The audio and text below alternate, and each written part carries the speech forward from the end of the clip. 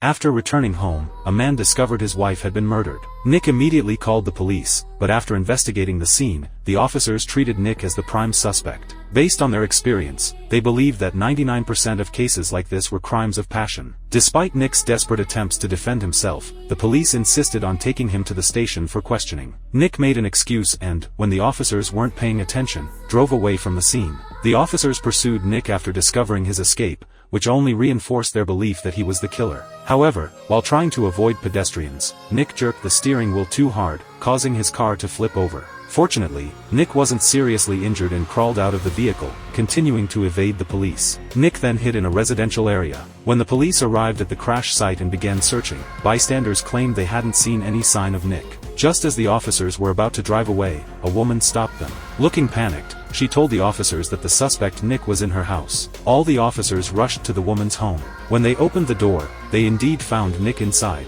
but there was also another man's body lying on the floor. What was going on here? The officers arrested Nick, but he acted completely innocent, as if he'd been wrongly accused. The case drew significant attention from higher-ups because Nick was a famous British author who was now charged with 2 murders. Senior officials assigned Detective Pete to investigate the case. After examining the scene, Pete deduced that the victim had been killed by blunt force trauma. The investigation revealed the dead man was named Carl, a lawyer, and the person who reported the crime was Carl's wife, Laura. Laura insisted that Nick had killed her husband. All evidence pointed to Nick as the murderer of both victims. The higher-ups ordered Pete to close the case within 3 days, or else the police would have to release Nick. Since Nick was a British citizen, these 2 cases came with enormous political pressure. With time running out, Pete immediately began interrogating Nick. It turns out that Nick and his wife Catherine came to India from the UK for a book launch event. On the night of the event, Nick left his wife to rest at the hotel while he attended the book launch alone. When Nick returned to the hotel after the press conference, he found that his wife had already died.